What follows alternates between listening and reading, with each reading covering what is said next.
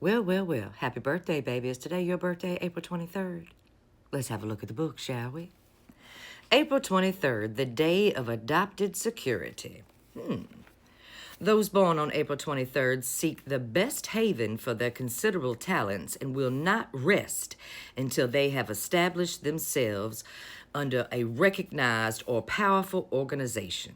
This does not necessarily mean that they will be employed directly by that organization, though that is often the case, but that the organization will serve as a kind of patron for them, perhaps recommending them to others and opening doors. April 23rd people can often be found marrying into a family which will take them under its wing. Those born on this day care little for an isolated life. They need to exert their power within a larger social sphere. Financial success and security are a paramount importance to them. Those in the arts, whether writers, journalists, or painters, or in business, manufacturers or shopkeepers, rely on building up a following which will, year in and year out, continue to buy their books or their products. The April 23rd people who perform a service, whether doctor, lawyer, accountant, will carefully build a clientele, knowing that without it, they are lost.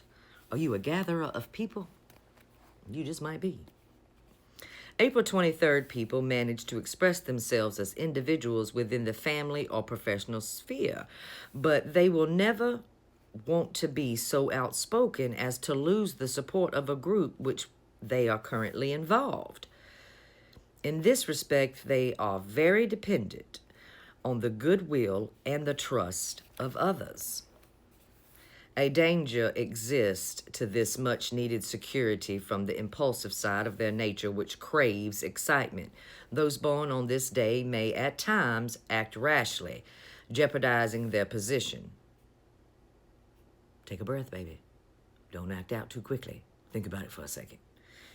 If April 23rd people are not able to direct a longing for change and stimulation into their work while keeping their personal lives in balance, they will succeed. If not, they may disrupt both their business and their family with all sorts of impulsive schemes.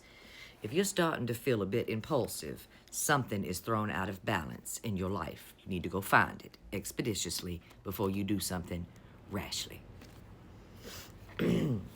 April 23rd people are more than happy to continue in their chosen activity for a lifetime. If they repress their individuality too much, however, they run the risk of losing the interest of others. The trick for them is to regularly innovate, to bring into the fore well thought out new projects and ideas which will move them forward. Should they settle for a contented, stuck in the mud existence, they will be working at cross purposes with their own highly creative nature. You gotta reinvent yourself every once in a while. You gotta try something new. Just because you're really good at doing that one thing doesn't mean you're not gonna be really good at doing something else too. The April 23rd person often has a sharp, keen eye for the foibles in others, a very deep understanding of human character and motivation. Care must be taken to use this highly insightful and incisive bent constructively, especially if teaching or parenting. Just because you see somebody's faults, honey, don't come at them quite directly about that. You have the capability to bring to them answers and creativity in a way that no one else can access that. You must wield your considerable influence over others wisely and from time to time exercise a bit of control over their nimble minds and their sharp tongues. I'm telling you, baby, you can do it. Those born on the 23rd day of the month are ruled by the number 5 and by the planet Mercury. Since Mercury represents quickness of thought and change, those born on this day must find a way to balance such an energy with a strong need for security. They may have to rein in those impulses which have them driving in the fast lane impulses which are emphasized by the influence of Mars and Venus. Fortunately, the hard knocks that those ruled by the number 5 receive in life typically will have very little of a lasting effect. You tend to recuperate really easily. The 5th card of the major arcana is the Hierophant, an interpreter of secret mysteries who is symbolic of human understanding and of faith. His knowledge is a stoic, and he has authority over things that are unseen. The favorable traits conferred by this card are self-assuredness, absence of doubt, and the proper interpretation of a situation. However, the unfavorable traits may be moralizing, bombastic, and dogmatic. Basically, don't get too hung up on this is right and that is wrong and try to force that upon people. Your health, honey. The April 23rd person must be careful to prepare for their old age. Honey, we all need to be careful to prepare for our old age these days. Too often they sink into fixed, repetitive habits as they get older, which rob them of a youthful capacity for change and can literally cripple them. Therefore, continued mild to moderate exercise is advisable. Spending time with their grandchildren and or doing volunteer work with children will keep them lively and in touch with their youthful energies. And that is true for everyone, dear.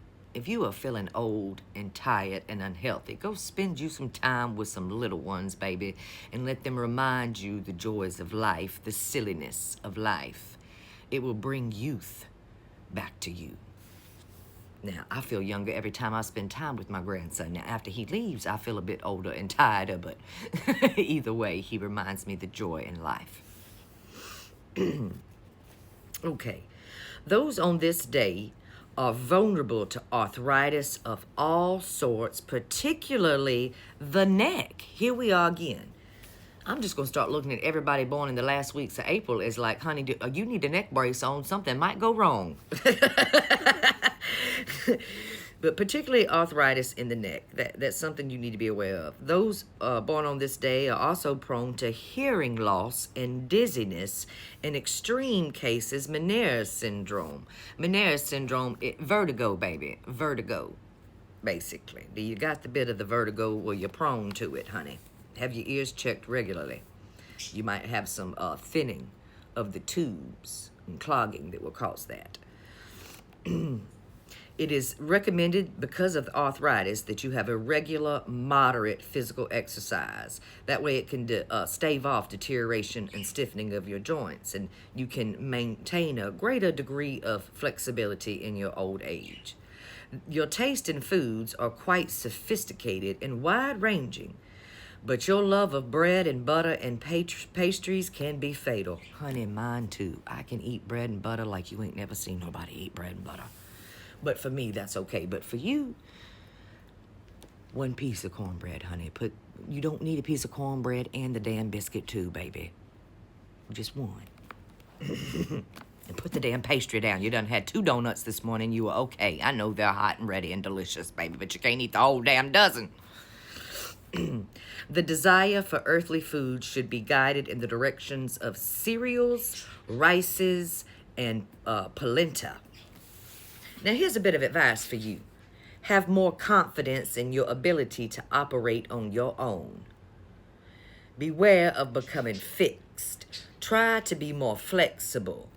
Let your emotions out and follow your hunches, baby. Balance your personal life. Do not be afraid to speak your mind, but you must be tactful and kind. Your meditation.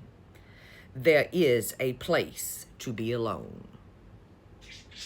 You can find peace in solidarity, honey. You can be alone. It's okay. Find your place and have some time. There's a place for everyone to be alone. Happy birthday.